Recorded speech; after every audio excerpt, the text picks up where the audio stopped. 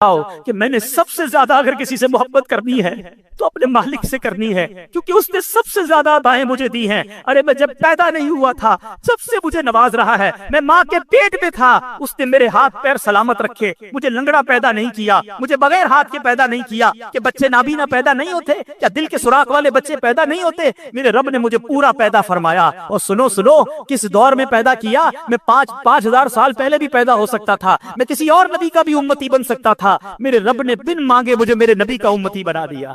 الحمدللہ رب العالمین والصلاة والسلام علی خاتم النبیین، اما بعد فاعوذ باللہ من الشیطان الرجیم، بسم اللہ الرحمن الرحیم۔ پڑھیے، الصلاة والسلام علیک یا رسول اللہ وعلی آلک واصحابک یا حبیب اللہ۔ الصلاة والسلام علیک یا نبی اللہ وعلی آلک واصحابک یا نور اللہ۔ درود پاک پڑھنے کے بے شمار فضائل و برکات ہیں، بہت ساری احادیث اور واقعات فضائل درود میں ملتے ہیں۔ آج انشاءاللہ ہم ایک بڑی خوبصورت حدیث پاک درود پاک کی فضیلت کے بارے میں سنیں گے۔ سرکار دو عالم صلی اللہ تعالی علیہ وسلم کا فرمان عالی شان ہے، من صلی علیہ صلاۃ واحدۃ صلی اللہ علیہ عشرہ، جس نے مجھ پر ایک بار درود پاک پڑھا رب کریم اس پر اپنی 10 رحمتیں نازل فرماتا ہے۔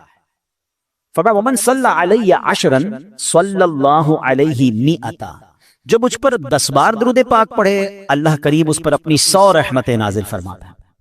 ومن صلی علیہ مئۃ صلی اللہ علیہ الفا، جو مجھ پر 100 بار درود پاک پڑھے اللہ اس پر 1000 رحمتیں نازل فرماتا ہے۔ Look at the beautiful multiplication، ایک درود پاک 10 رحمتیں، 10 درود پاک 100 رحمتیں، 100 درود پاک 1000 رحمتیں، ملٹیپلائی بائی 10 رحمتیں ہوتی جا رہی ہیں۔ ہم سب چاہتے ہیں سیکیور رہیں، سیف رہیں، بزنس پہ جائیں تو وہاں رحمت ہو، گھر والے پیچھے خیر سے رہیں۔ حالات بھی ایسے ہیں کہ ہم چاہ رہے ہوتے ہیں کہ سب چیزیں سیف اینڈ سیکیور رہیں، تو رحمت الہی جس پر برستی رہے گی کیسے انشاءاللہ وہ سیف رہے گا، کتنی برکتیں ملیں گی۔ تو the more you want to get the رحمت of اللہ سبحانہ وتعالی، the more you recite درود پاک، جتنی رحمتیں چاہیے آپ اتنا درود پاک پڑھتے جائیں، ملٹیپلیکیشن ہوتی جائے گی۔ مگر اس حدیث کا جو اگلا پارٹ ہے وہ اور خوبصورت ہے۔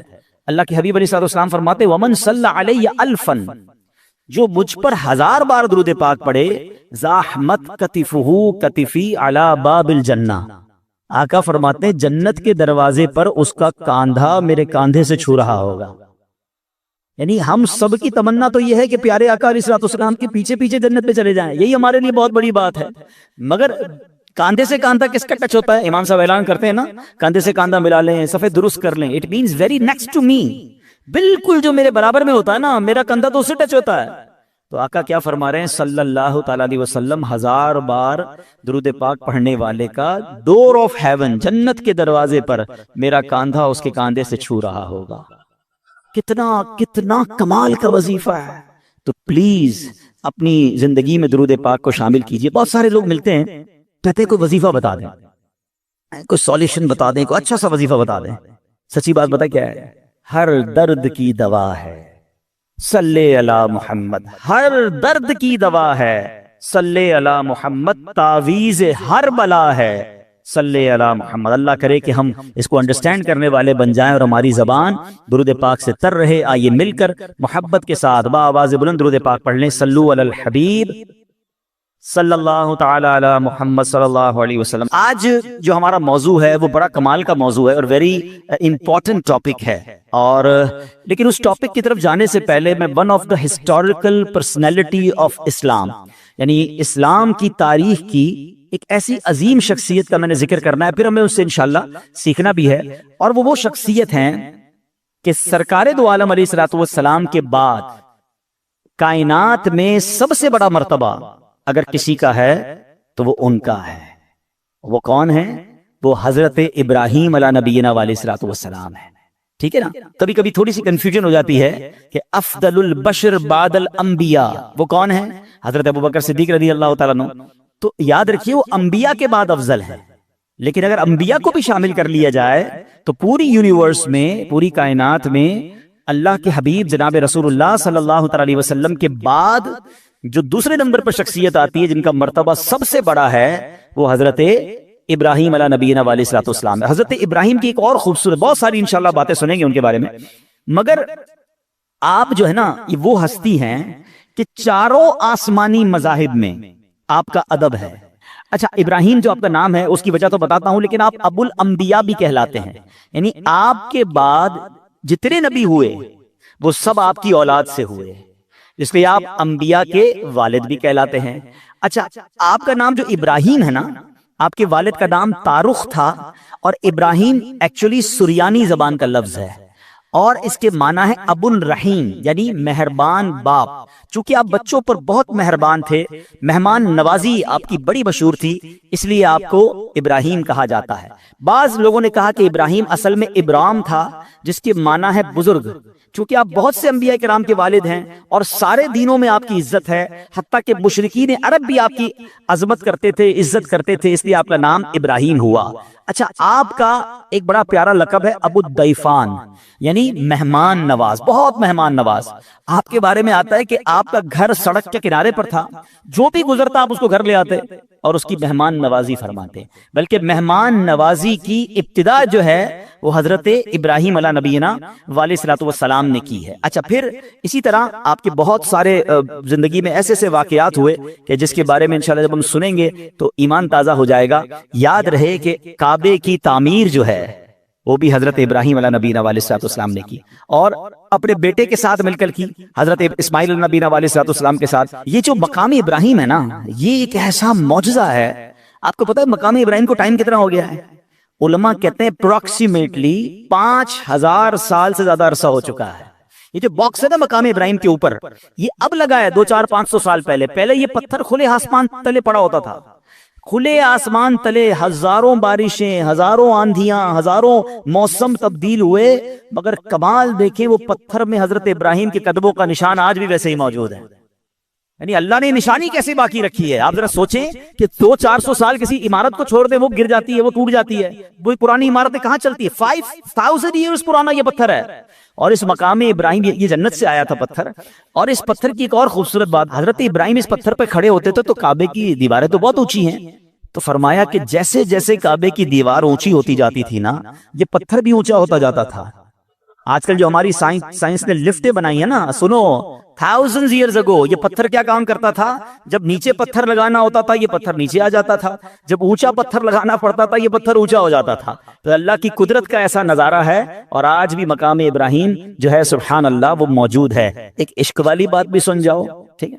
ہم اپنے بیان میں کچھ عقیدے کا بھی ذکر کر دیا کرتے ہیں، کوئی عشق رسول کی بات بھی کر لیتے ہیں۔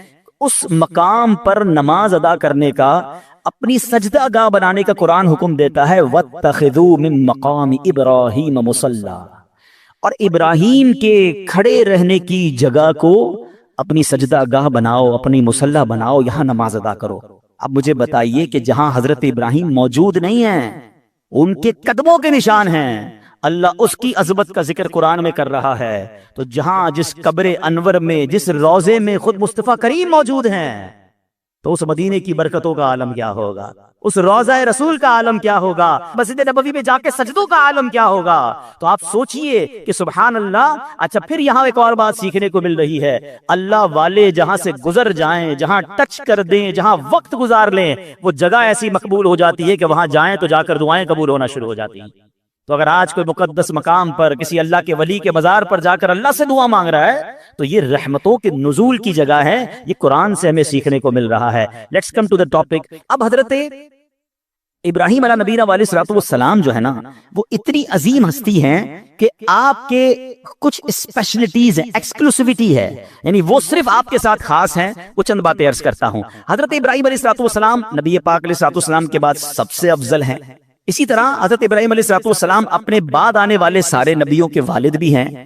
اچھا، اسی طرح آپ ہی کی یادگار حج کے ارکان ہیں، آپ ہی کعبہ شریف کی پہلی تعمیر کرنے والے ہیں۔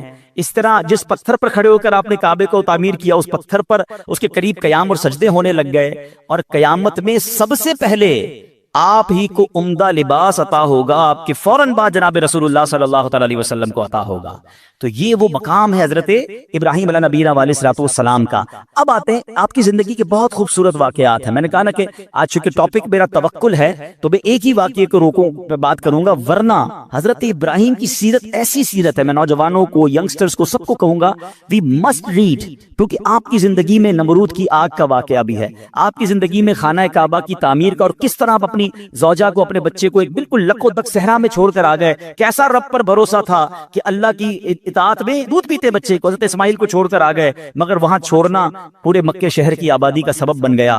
اور پھر آپ ہی کی زندگی میں وہ واقعہ بھی ہے کہ جس میں کیا ہوا تھا کہ آپ علی نبینا علیہ الصلوۃ والسلام کے ساتھ جو کعبے کی تعمیر ہوئی، آپ علیہ الصلوۃ والسلام کے ساتھ بہت سارے ایسے واقعات، وہ پرندوں کا ذبح کرنا بھی ہے، آپ علیہ الصلوۃ والسلام کے بہت سارے معجزات ہیں جو سننے اور دیکھنے کے قابل ہیں۔ اور پھر آپ کو جب خواب میں حکم دیا گیا کہ اپنے بیٹے کو ذبح کرو، تو آپ نے اپنے بیٹے کو ذبح کرنے میں بھی کسر نہ چھوڑی۔ یہ اللہ کے کیسے بندے تھے، ہر قربانی کے لیے ہر وقت تیار ہو جاتے تھے۔ آپ کو پتہ ہے حضرت ابراہیم کو اولاد کب ملی تھی؟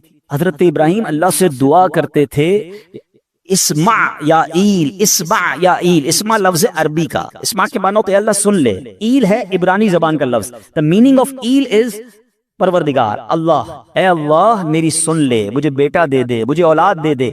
99 ایئرز کی ایج میں جا کر حضرت ابراہیم کو حضرت اسماعیل عطا ہوئے ہیں۔ آپ ذرا سوچیں، دو باتیں سیکھنی ہے اس میں، مایوس نہیں ہوئے، پکارتے رہے۔ ہم تو 2-4 مہینے کوئی دعا کرے کام نہ ہو، بندہ کہتا دعا کا فائدہ ہی کوئی نہیں ہے۔ اچھا میری اور آپ کی حیثیت کیا؟ وہ خلیل اللہ ہیں، اللہ کے دوست ہیں، 99 ایئرز کی دعا، کمال ہے نا۔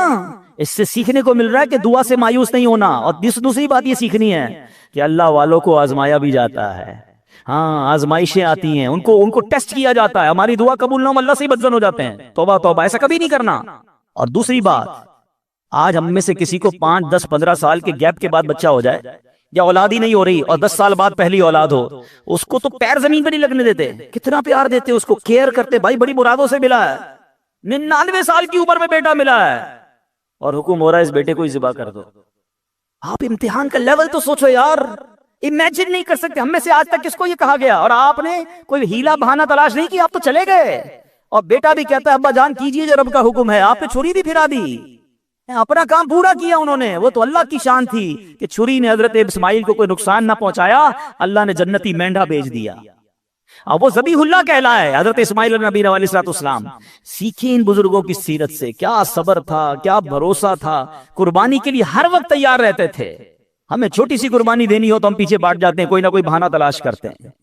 آئیے آج میں حضرت ابراہیم کا وہ واقعہ سنانا چاہتا ہوں جو ہمارے جو مین ٹاپک ہے اس کو کور بھی کرے گا، اور ہمیں بہت کچھ سیکھنے کو ملے گا۔ آپ کی ایج تھی ایک روایت کے مطابق 18 یا 20 سال۔ آپ جس ایریا میں رہتے تھے وہاں ہوتی تھی بت پرستی، لوگ بتوں کی پوجا کرتے تھے، آپ ان بتوں سے بڑے بیزار تھے، اب اللہ وحدہ لا شریک کی عبادت کرتے تھے۔ تو ہر سال اس علاقے میں، اس ولیج میں ایک میلہ ہوتا تھا، اس میں شراب پیتے تھے لوگ، ناچ گانے کرتے تھے، جو بھی ان کو خرافات کرنے ہوتے تھے۔ تو انہوں نے کہا کہ آپ بھی چلیں، حضرت ابراہیم کو بھی بلایا، آپ نے کہا میں نہیں جاتا۔ سارے گاؤں والے چلے گئے، آپ اکیلے اس گاؤں میں رہ گئے۔ آپ نے کہا یہ کدھر جاتے ہیں، بت خانے میں جا کر کیا کیا کرتے ہیں؟ آپ اس بت خانے کے اندر چلے گئے، جو بھی ان کا ٹیمپل کہہ لیں، مندر کہہ لیں، آپ اس کے اندر گئے۔ آپ نے دیکھا عجیب عجیب قسم کے بت بنے ہوئے، کوئی چھوٹا ہے کوئی بڑا ہے۔ آپ کو بڑا غصہ آیا، آپ نے کلاڑا لیا، کسی کا ہاتھ توڑا، کسی کا پیر توڑا، کسی کا ناک توڑا کہ یہ اس کی عبادت کرتے ہیں۔ اور جو سب سے بڑا بت تھا اس کے کاندھے پر کلاڑی رکھ کر آپ باہر آ گئے۔ جب وہ سارے لوگ شرابیں پی کر عیاشیاں کر کر واپس آئے تو جب اپنے ٹیمپل کے اندر گئے تو حیران ہو گئے کہ بتوں کو کس نے توڑ دیا، ہمارے خداؤں کو کس نے ہاتھ پیر توڑ دیے۔ بڑا غضب، بڑا غصہ، رونو کس نے کیا؟ کہا ایک ہی نوجوان ہے جو ہمارے ساتھ نہیں چلا تھا، یہ اسی نے کیا ہوگا۔ حضرت ابراہیم علیہ نبینا علیہ السلام کو لائے اور کہا کہ یہ کس نے کیا ہے، آپ بتائیں۔ آپ نے بڑا لاجیکلی جواب دیا کہ انہی سے پوچھ لو نا، جو سب سے بڑا بت ہے اس سے پوچھ لو، دیکھو کاندھے پہ کلاڑا بھی اسی کے لگا ہوا ہے۔ تو وہ کہتے ہیں یہ تو جواب نہیں دیتے۔ اب ذرا دیکھیں لاجیکلی ڈیمونسٹریشن کیسا کیا، پریکٹیکلی کہتے ہیں نا کہ کچھ چیزیں پریکٹیکلی سمجھائی جاتی ہیں۔ آپ نے کہا اسی سے پوچھ لو نا جو سب سے بڑا ہے اور اس کی کاندھے پہ کلاڑا بھی رکھا ہے، یہ بتا دے گا کس نے توڑا ہے۔ تو وہ کہتے ہیں کہ یہ تو جواب نہیں دیتے۔ اللہ اکبر. اب اس پوائنٹ کو لے کر حضرت ابراہیم علیہ نبینا علیہ السلام نے کیا خوبصورت جس کو کہتے ہیں جواب دیا. جو آپ نے جواب دیا وہ قرآن میں موجود ہے. آپ فرماتے قال افتعبدون من دون اللہ ما لا ينفعکم شیئا ولا یضرکم. کہا کہ تم اللہ کے سوا ایسے کو پوجتے ہو جو نہ تمہیں نفع دے سکتا ہے نہ نقصان دے سکتا ہے. اف لکم, تف ہے تمہارے اوپر. ولما تعبدون من دون اللہ افلا تعقلون. کہتے ہیں تم ان بتوں کو اللہ کے سوا پوچھتے ہو, تف ہے تم پر, تمہارے اندر عقل نہیں ہے, تمہیں خود نہ نفع دے رہے ہیں نہ نقصان دے رہے ہیں. یعنی پریکٹیکل کر کے بتایا نا. مگر کہتے ہیں کہ جس کی آنکھوں پر پردہ پڑ جائے نا اس کو آپ ایگزامپل بھی دے دیں, دلیل بھی دے دیں. آج بھی ایسے لوگ موجود ہیں, قرآن سے نکال کے دکھا دو, حدیث سے بتا دو, اس کو لاجیکلی سمجھا دو. جس کو نہیں ماننا میں نہ مانوں, اس کو نہیں ماننا. تو یہ شروع سے معاملہ ہے کہ کچھ لوگ نہیں مانتے.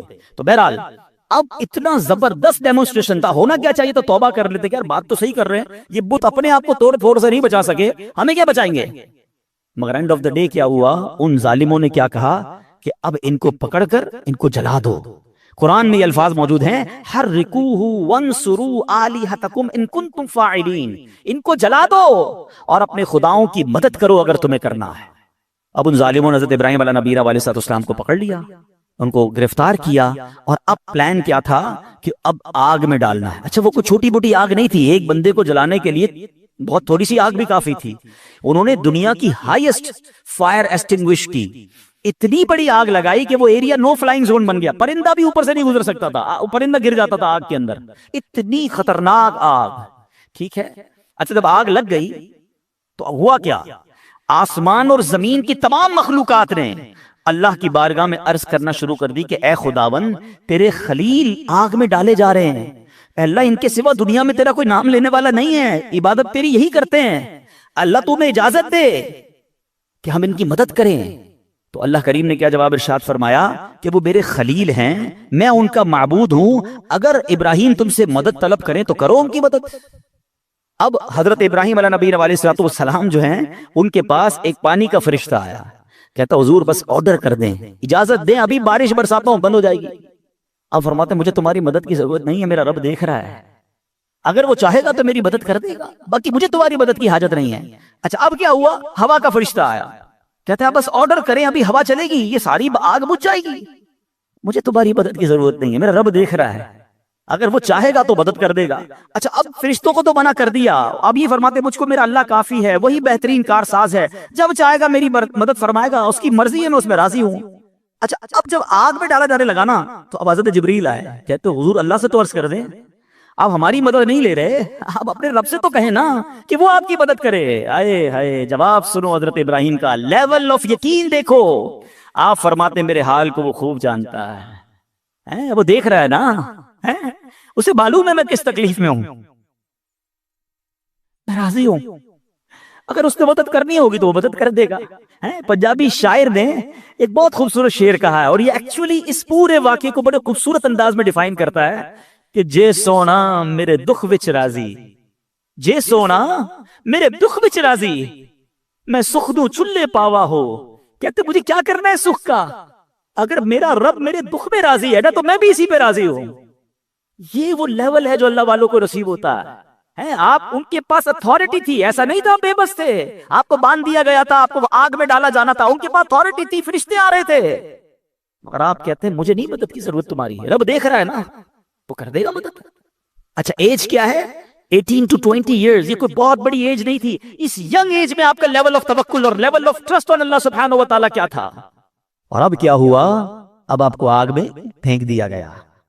اچھا آپ آگ میں جو گئے تھے نا, آپ نے ایک دعا پڑھی تھی, لا الہ الا انت سبحانک لک الحمد ولک الملک لا شریک لک.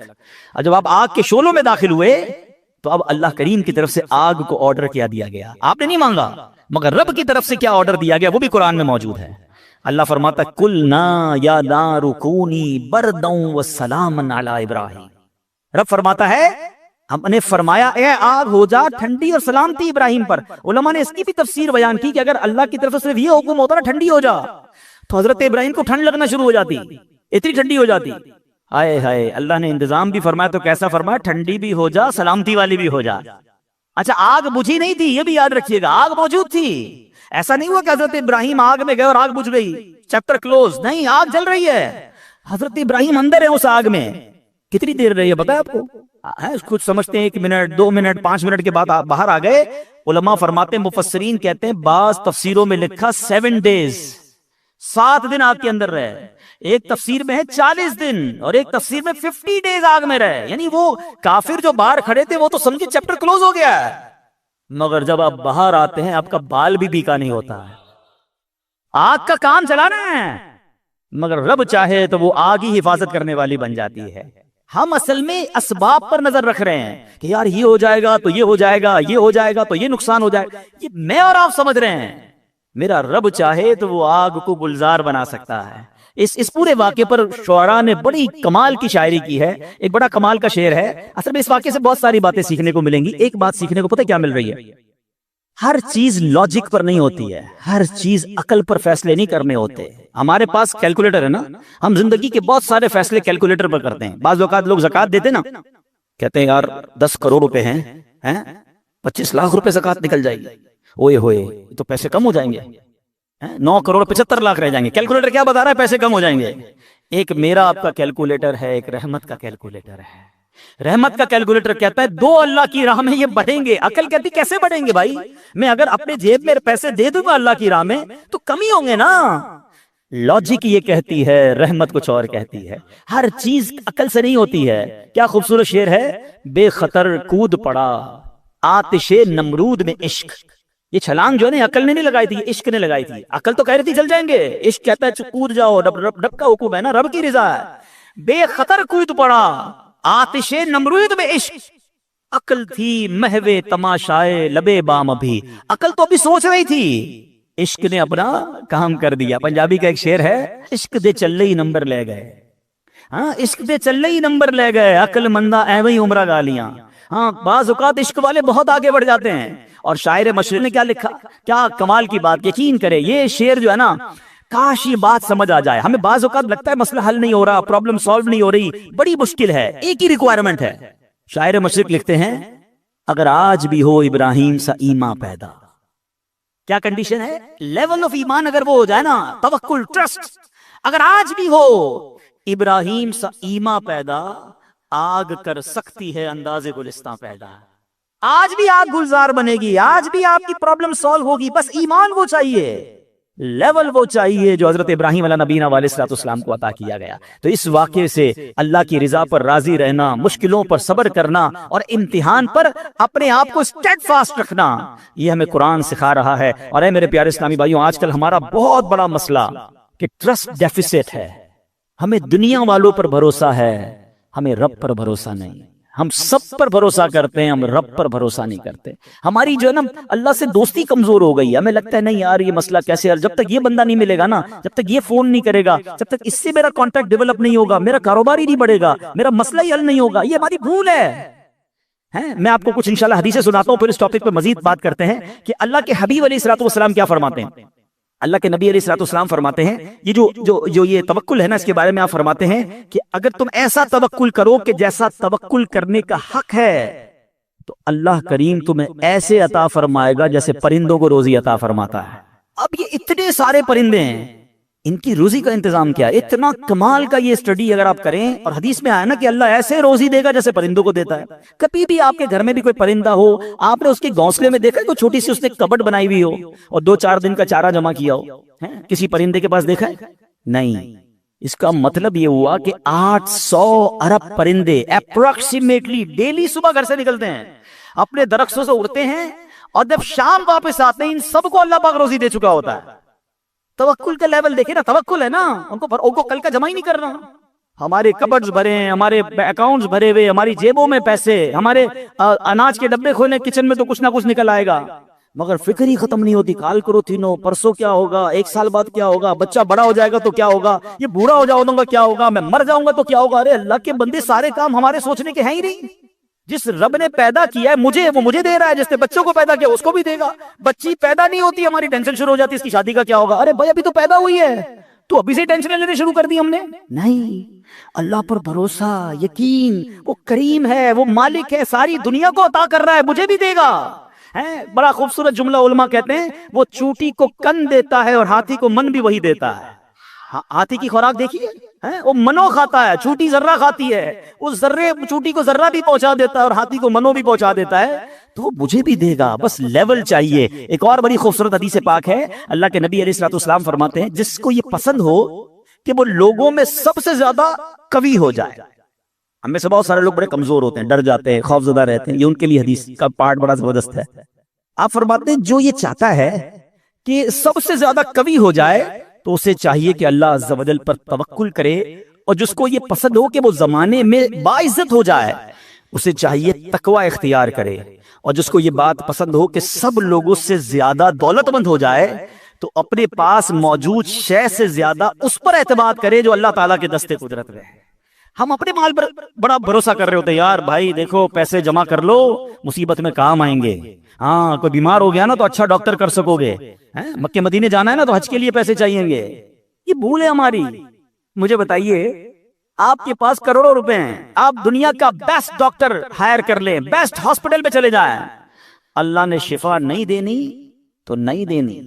ہاں مجھے کووڈ کا زمانہ یاد آ گیا، پیسے کم تھے لوگوں کے پاس، منتیں کر رہے تھے کہ ہاسپٹل میں کمرہ مل جائے، بیسٹ کمرہ لے لیا، سلنڈر لے لیا، بڑی سورسیں لگتی تھی۔ مجھے یاد ہے اچھی طرح، مجھے دبئی سے کال آئی تھی، بہت اچھے ہمارے دوست ہیں، اللہ نے ان کو بہت نوازا ہے، بہت نوازا، اور مطلب وہ بندہ ایسا کہ پورا ہاسپٹل خرید سکتا ہے۔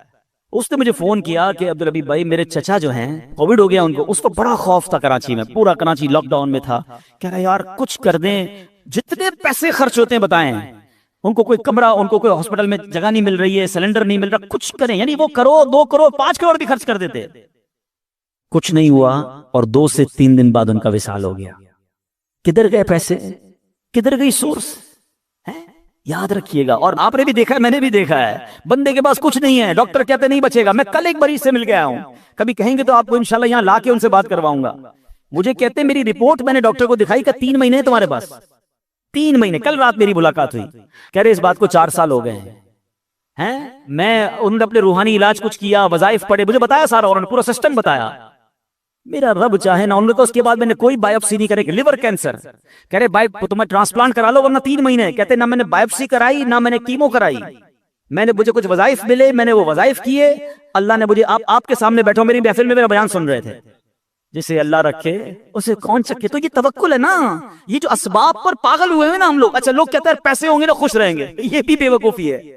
میں اس مسجد میں آیا ہوں، یہ بہت سارے امیر بیٹھے ہیں، کروڑ پتی بھی نظر آ رہے ہیں، شاید ارب پتی بھی ہوں گے، یہ بھی بھول ہے۔ یہ ہمارے کچھ اسلامی بھائی کو انفیریورٹی کمپلیکس ہوتا ہے، یار پیسے ہوں گے نا تو ذرا خوشی ملے گی، بے وقوفی ہے آپ کی۔ پیسوں سے خوشی نہیں ملتی، اگر پیسوں سے خوشی ملتی ہوتی نا دنیا میں کوئی امیر غمزدہ نہ ہوتا۔ میں آپ کو ایک بڑی عجیب بات کہنے جا رہا ہوں، بڑی تجربے کی بات کہنے جا رہا ہوں۔ دنیا میں جو ہے نا ہر کوئی سخی نہیں ہوتا، زندگی کی گاڑی مسائل کے پہیوں پر ہی چلتی ہے، امیر کے دکھ اور ہیں، غریب کے دکھ اور ہیں۔ ہاں مشہور آدمی کے دکھ، آپ کو کوئی مشہور لگتا ہے نا، ہوئے کیا فیم ہے بھائی، جدھر جاتا ہے لوگ جمع ہو، اس سے پوچھو وہ لائف کیسے گزار رہا ہے، اس کی ٹینشن اور ہیں، جس کو کوئی نہیں جانتا اس کی ٹینشن اور ہے۔ کاروبار کرنا چاہیے جناب، کاروبار میں بڑو مزو ہے، کاروباری کے دکھ اور ہیں، نوکری والے کے دکھ اور ہیں۔ تو یہ دنیا مسائل کے ساتھ ہی چلے گی، آپ کو اللہ کی رضا پر راضی رہنا ہے۔ آپ دوسروں کی مسکراہٹ دیکھ کر سمجھتے ہیں یہ سب سے زیادہ خوش ہے، کبھی بیٹھو اس سے اس کے دکھ پوچھو، پریشان ہو جاؤ گے۔ ہمارا تو کام ہی یہی ہے نا، آپ یقین کریں، کبھی کبھی کسی کے گھر جاتے ہیں نا، بڑا بنگلہ، وہ بڑا 15 کروڑ کی گاڑیاں کھڑی ہیں، بار گارڈ کھڑے ہیں، بندہ بولے بھائی کمال عیش کی زندگی ہے، ڈرائنگ روم میں لے جا کے بولتے حاجی صاحب آپ سے ایک کام ہے، اور کان میں آ کے جب اپنا مسئلہ بتاتا ہے نا، بندہ بولے یار اس سے زیادہ تو میں سخی ہوں یار، اتنی بڑی ٹینشن میں بیچارہ۔ تو یہ نہ سمجھیں، یہ تو قرآن کا اعلان ہے، ہمیں ٹیسٹ دیا جائے گا، ہمیں آزمایا جائے گا، be ready for that test. کیا کہتا ہے قرآن؟ وَلَنَبْلُوَنَّكُمْ بِشَيْءٍ مِّنَ الْخَوْفِ وَالْجُوعِ وَنَقْصٍ مِّنَ الْأَمْوَالِ۔ کمال دیکھیے، رب نے یہ فرمان تمہیں عنقریب آزمائیں گے۔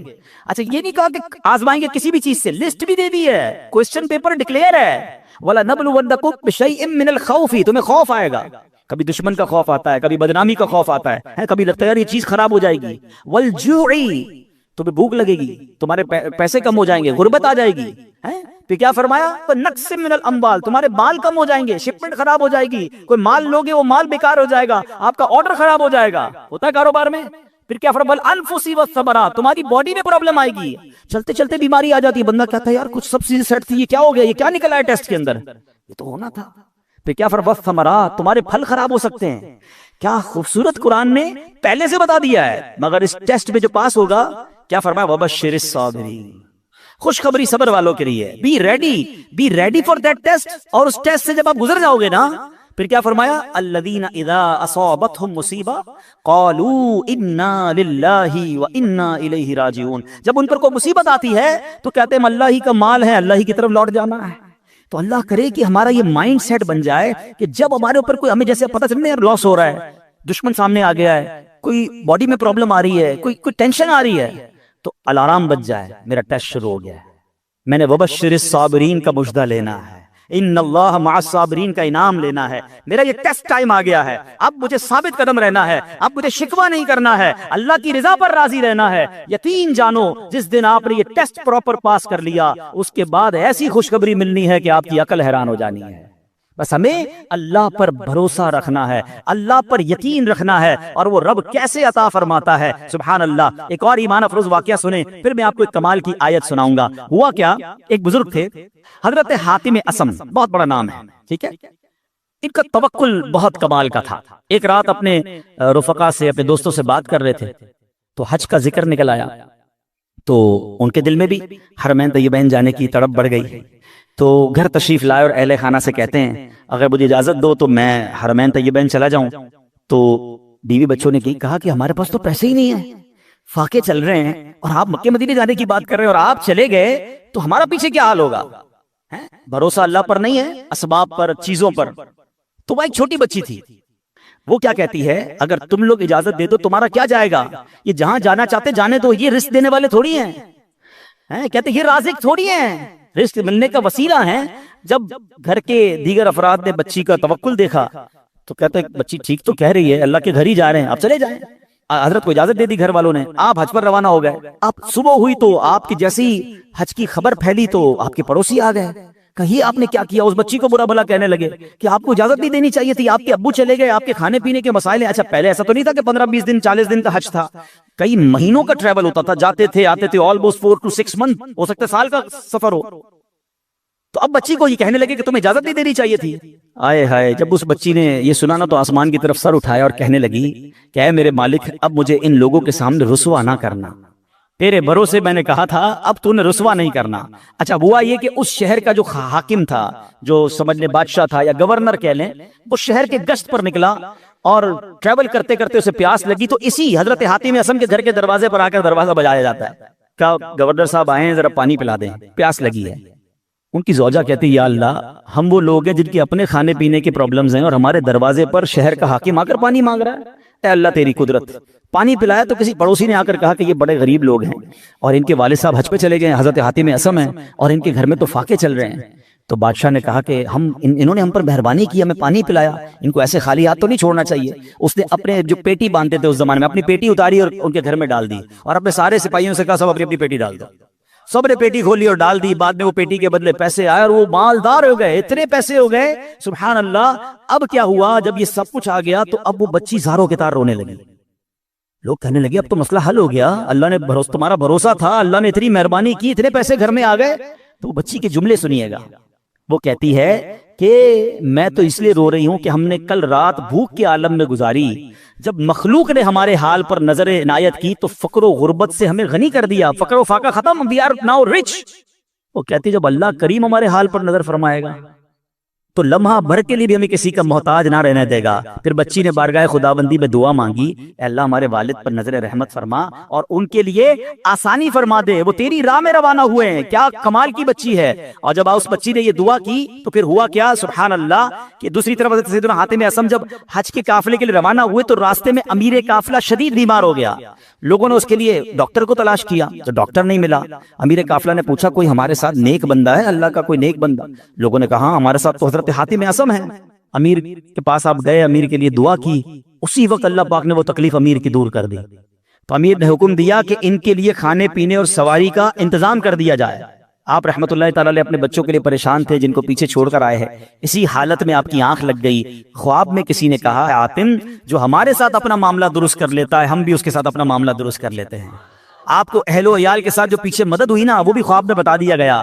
حج کے بعد جب واپس تشریف لائے تو بچی گلے لگ کر رونے لگی. اس موقع پر وہاں موجود بچوں نے بڑوں سے کہا اللہ پاک اس کی طرف نظر نہیں فرماتا جو عمر کے اعتبار سے بڑا ہو، بلکہ اس کی نظر رحمت تو اس کی طرف متوجہ ہوتی ہے جو اللہ کریم کی زیادہ پہچان رکھتا ہے، زیادہ معرفت رکھتا ہے. تو اے میرے پیارے اسلامی بھائیوں، یاد رکھیے اللہ پر بھروسہ ہو تو بگڑے کام سمر جاتے ہیں. یہ آج کل لوگ جو حرام کام کی طرف جا رہے ہیں نا، کوئی سود کا کام کر رہا ہے، کوئی رشوت کا کام کر رہا ہے، کوئی جناب کہتا ہے نہیں یار جھوٹ بولے بغیر کاروبار کیسے ہوگا. یہ ایکچولی پرابلم یہ توکل کی کمی ہے. آج حرام روزی کا جو بازار گرم ہے نا، اچھا پتا سب کو ہے کہ میں جھوٹ بول رہا ہوں، پتا ہے میں ملاوٹ کر رہا ہوں، پتا ہے میں دھوکہ دے کر پیسے کما رہا ہوں، لیکن جب اس سے پوچھو کیوں کر رہے ہو تو یار کیا کریں، گھر کا خرچہ کیسے چلے گا، مارکیٹ میں سارے ہی جھوٹ بولتے ہیں، میں نہیں بولوں گا تو میرا مال کیسے بکے گا.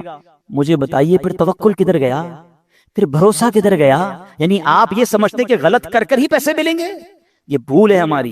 یاد رکھیے حرام روزی کے قریب بھی نہ جائیں. یہ وہ غلطی ہے جو ہمارے یہاں بہت بڑی تعداد میں لوگ کر رہے ہیں. آپ یقین کریں، آپ اللہ پر بھروسہ رکھیے اور ایک نیت کر لیں آج کچھ بھی ہو جائے میں حرام روزی کے قریب بھی نہیں جاؤں گا. پھر دیکھیں آپ کے مسئلے کیسے حل ہوتے ہیں. سب سے بڑا پرابلم پتہ کیا ہے؟ ہمارے مسئلے حل نہیں ہو رہے، ہمیں سکون نہیں ملتا ہے، ہماری ٹینشنیں دور نہیں ہوتی ہیں. پلیز چیک کیجئے روزی حلال ہے کہ نہیں. ایک بار حضرت موسیٰ علیہ نبینا علیہ السلام نے ایک شخص کو دیکھا کہ وہ زارو کتار رو رہا ہے، ہاتھ اٹھا اٹھا کر دعائیں کر رہا ہے، یا اللہ یا اللہ یا اللہ. حضرت موسیٰ تو اللہ سے بات کرتے تھے. آپ نے اللہ سے عرض کی مولا یہ اتنی دعائیں کر رہا ہے، اس کی دعا سن لے، اس کی پکار سن لے، اس کا مسئلہ حل کر دے. اللہ نے فرمایا اے موسیٰ یہ اتنا روئے کہ روتے روتے مر جائے، یہ اتنے ہاتھ بلند کرے کہ اس کے ہاتھ آسمان تک پہنچ جائیں، تب بھی اس کی دعا قبول نہیں ہونی ہے. حضرت موسیٰ نے کہا یا اللہ وجہ کیا ہے؟ فرمایا یہ حرام کھاتا ہے، حرام پہنتا ہے اور اس کے گھر میں حرام مال ہے. خدا را اس سے نکل آئیے، ہمت کیجئے، ایک بار آپ بھروسہ کیجئے اللہ پر. مجھے اندازہ ہے اس طرح کے بیان ہوتے ہیں نا تو ڈبل مائنڈڈ ہو جاتا ہے بندہ، یار بات ٹھیک ہو رہی ہے مگر پورا امپائر کھڑا ہوا ہے، پوری فیکٹری چل رہی ہے، پورا بزنس ہی سود پہ چل رہا ہے، جھوٹ پہ چل رہا ہے، بہت ساری غلطیاں ہیں، کیسے نکلوں؟ اللہ سے مدد مانگنی ہے، وہ کریم ہے، وہ ضرور مدد فرمائے گا. ایک اور بات سنیے، یہ بعض اوقات فیملی پریشر کی وجہ سے بھی لوگ حرام کی طرف جاتے ہیں، ڈیمانڈیں ختم نہیں ہوتی نا. ایک اور حدیث پاک سنیے، اللہ کرے میری بہنیں سن رہی ہوں، میری مائیں میری بچیاں سن رہی ہوں، وہ بھی اس حدیث کو سنیں. پیارے آقا علیہ السلام نے ارشاد فرمایا لوگوں پر ایک ایسا زمانہ آئے گا کہ مومن کو اپنا دین بچانے کے لیے ایک پہاڑ سے دوسرے پہاڑ اور ایک غار سے دوسرے غار کی طرف بھاگنا پڑے گا. اس وقت روزی اللہ عز و جل کی ناراضگی کے ذریعے ہی حاصل کی جائے گی، یعنی طریقہ بڑا مشکل ہو جائے گا حلال کمانے کا. پھر جب ایسا زمانہ آئے گا تو آدمی اپنے بیوی بچوں کے ہاتھوں ہلاک ہوگا. اچھا بیوی بچے نہیں ہوں گے تو والدین کے ہاتھوں ہلاک ہوگا، اگر والدین نہ ہوئے تو رشتہ داروں اور پڑوسیوں کے ہاتھوں ہلاک ہوگا. صحابہ کرام نے عرض کی حضور وہ کیسے، یعنی بندہ اپنے بیوی بچوں پڑوسیوں ماں باپ کے ہاتھوں کیسے ہلاک ہوگا؟ اب سنیے اللہ کے حبیب علیہ السلام فرماتے وہ اسے اس کی تنگ دستی پر عار دلائیں گے، اس کی غربت پر اسے شرم دلائیں گے اور تو اپنے آپ کو ہلاکت میں ڈالنے والے کاموں میں مصروف کر دے گا اور انہی کے ہاتھوں ہلاک ہوگا. یہ کہتے ہیں نا گھر والے تم نے کمایا ہی کیا، ابھی تک موٹر سائیکل پر ہو، ابھی تک جناب تم نے گھر کا فرنیچر چینج نہیں کیا، شادی ہو رہی ہے تم نے سونے کا زیور نہیں بنایا. گھر والوں کا پریشر، دوستوں کا پریشر، پڑوسیوں کے تانے.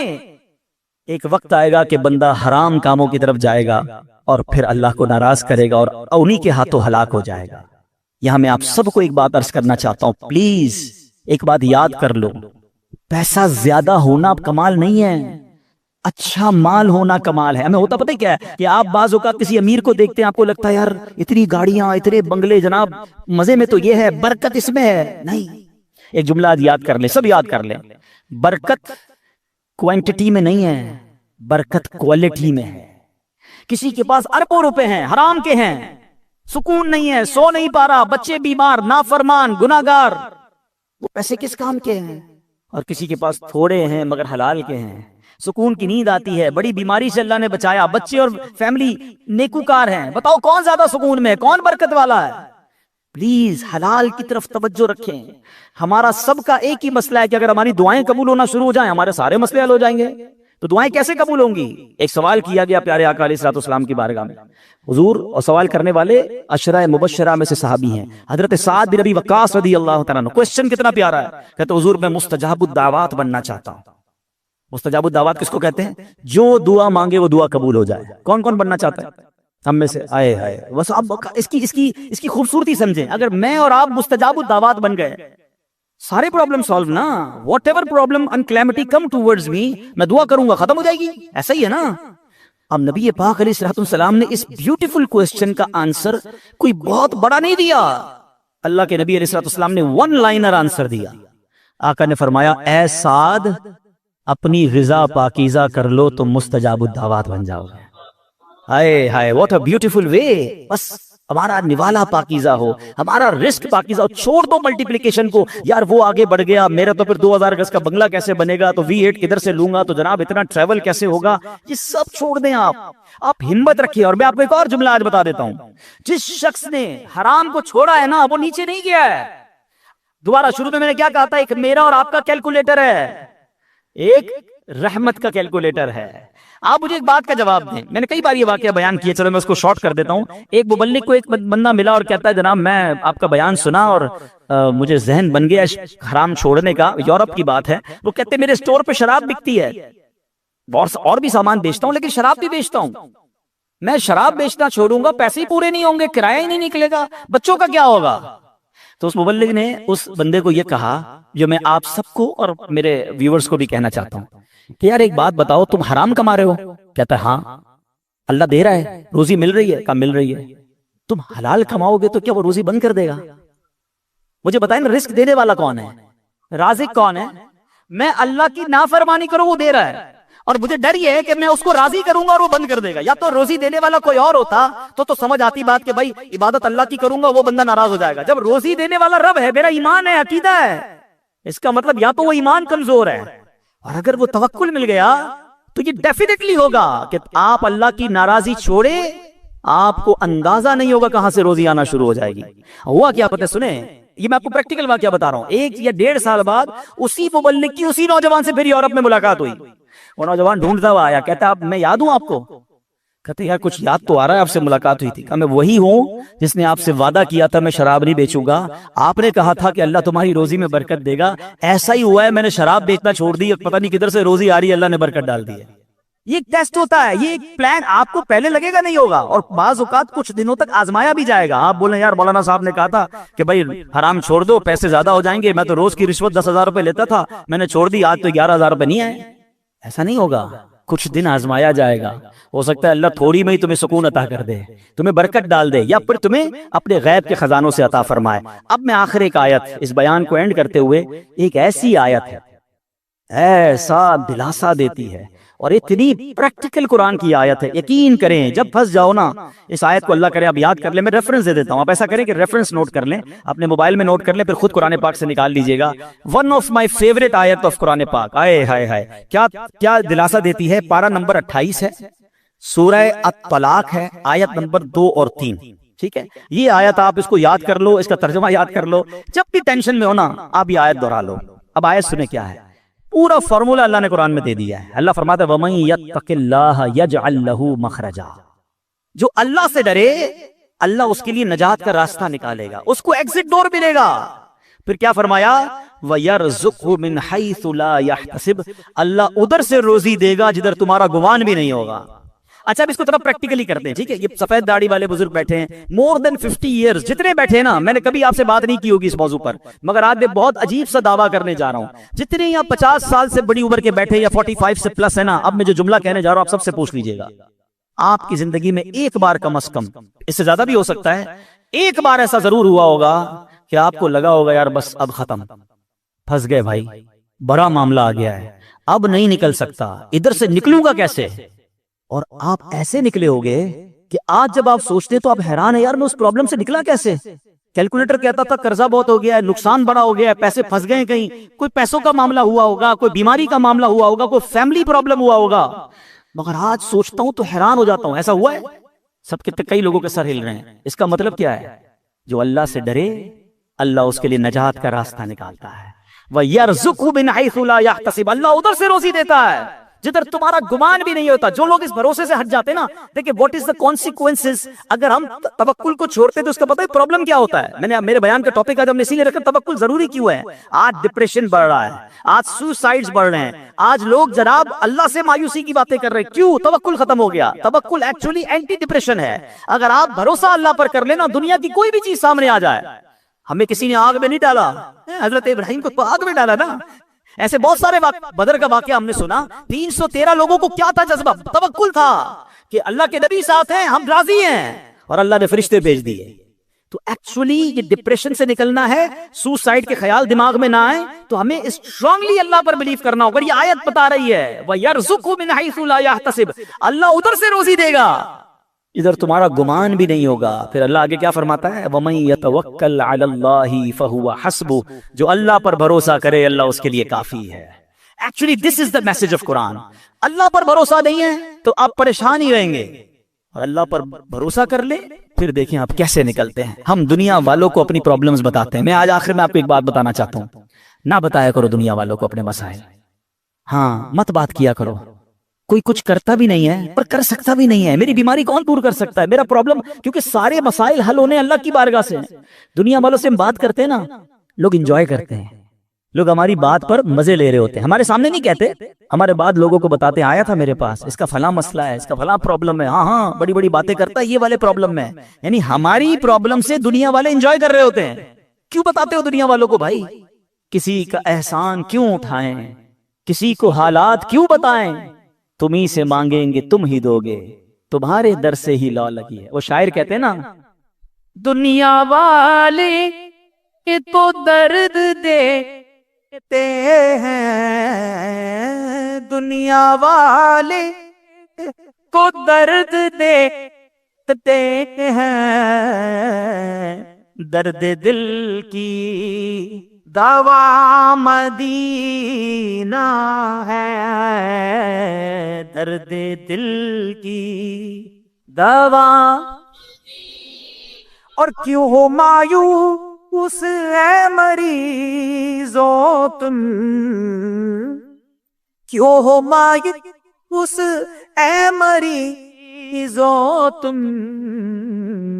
آؤ دارو شفا مدینہ ہے. تو ہمیں اللہ اور اس کے رسول کی طرف نظر رکھنی ہے, ہم نے دنیا والوں کو نہیں بتانا ہے. تو ہمیں اللہ پر جب بھروسہ ہوگا نا, میں آپ کو مشورہ دیتا ہوں, آپ اللہ سے باتیں کیا کرو. مجھے ایک بات بتائیں, کبھی رات میں ایسا ہوا ہوگا آپ کے ساتھ کہ آپ بڑے دکھی ہوں گے, ٹینشن میں نیند نہیں آئی ہوگی, بچپن میں خاص طور پہ یا جوانی میں, اور آنکھوں میں آنسو ہوں گے, اور آپ اپنی والدہ کے پاس گئے ہوں گے نیند سے بیدار ہو کر, یا نیند نہیں آ رہی, اور ماں کو کہا ہوگا ماں میں بہت پریشان ہوں, پھنس گیا ہوں ماں, بیمار ہوں یا قرضے میں ہوں, واٹ ایور آپ کا پرابلم تھا. سچ بتاؤ ماں نے کیا کیا تھا؟ کروٹ بدل کر سو گئی تھی کہ بیٹا تو جان تیرا کام جانے, یا ماں بھی بے قرار ہو گئی تھی, ماں بھی اٹھ کر بیٹھ گئی, ماں نے سینے لگایا, اللہ سے دعائیں کرنا شروع کر دی. مجھے ایک بات بتاؤ, میں بستر سے اٹھ کر آنکھوں میں آنسو لیے جب ماں کے پاس گیا, اس ماں نے سینے لگایا. کبھی بستر سے اٹھ کر آنکھوں میں آنسو لے کر اللہ کے پاس جاؤ تو صحیح. میرا رب تو وہ ہے جس نے میری ماں کے دل میں ممتا بھی اسی نے ڈالی ہے, وہ کئی ماؤں سے زیادہ چاہنے والا ہے. ہمارا پرابلم یہ بات ہی نہیں کرتے اللہ سے, ہم سب سے بات کرتے ہیں. آپ اس کو ٹرائی کر کے دیکھ لیں, اور اللہ سے اپنی مادری زبان میں جس طرح بات کرنی ہے بات کریں نا. دنیا میں کسی بڑے آدمی, گورنر, وزیر اعظم, صدر سے بات کرنی ہے, اول تو ٹائم نہیں ملتا, نمبر نہیں ملتا, مل جائے تو سیکرٹری بولتا ہے صاحب بہت بیزی ہیں, 15 دن بعد موقع ملے گا. اچھا پھر ملاقات 5 منٹ کی ہوگی. کتنی کنڈیشن ہے یار. میں تو کہہ رہا ہوں خدا سے بات کرنی ہے, احکم الحاکمین سے بات کرنی ہے. کیسے ہوگی؟ پوچھو مولا علی سے. کہتے جب میرا جی چاہتا ہے میرا رب مجھ سے بات کرے, میں قرآن پڑھنے لگ جاتا ہوں, اور جب جی چاہتا ہے میں اللہ سے بات کروں, میں دعا کرنے لگ جاتا ہوں. کیا ٹو وے کانورسیشن ہے یار.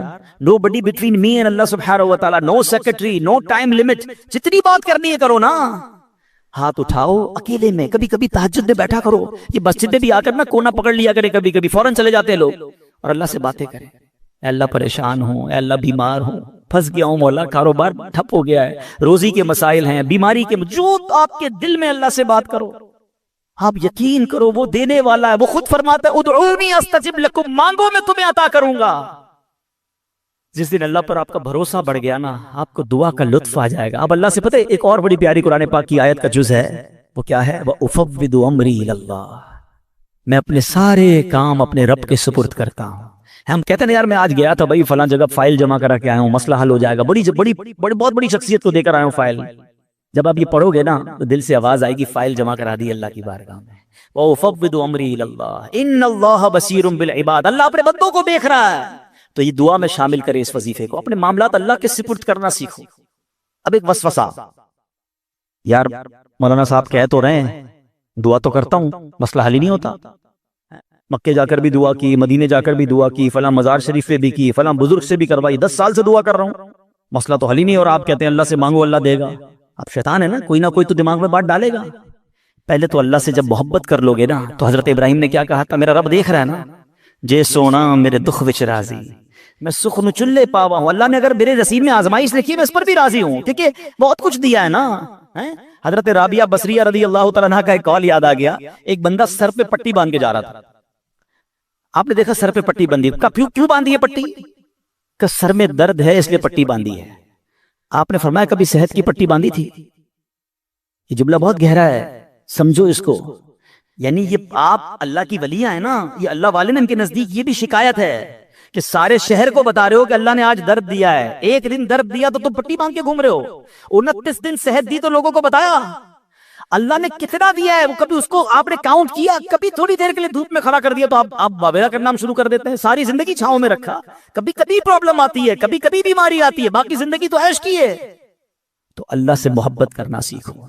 تو میں یہ کہہ رہا تھا وسوسہ کیا ہے کہ یار مانگی جا رہا ہوں کام تو ہوتا نہیں ہے. اب میں اس وسوسے کی کاٹ آپ کو ایک ایگزامپل کے ذریعے سمجھاتا ہوں. آپ کا چھوٹا بیٹا ہو، بچہ ہو یا بھائی ہو، اس کا گلا خراب ہو جائے، بخار ہو جائے، کھانسی ہو جائے، اور وہ کہے ابو میں نے شربت پینا ہے ٹھنڈا اور آج آئس کریم بھی کھانی ہے. ہاں بھائی بتائیں کھلائیں گے؟ جواب دیں. نہیں کھلائیں. اچھا رو رہا ہے، گر گڑا رہا ہے، نہیں میں نے کھانی ہے آج میں کھا کے رہوں گا، آپ کھلا دیں گے؟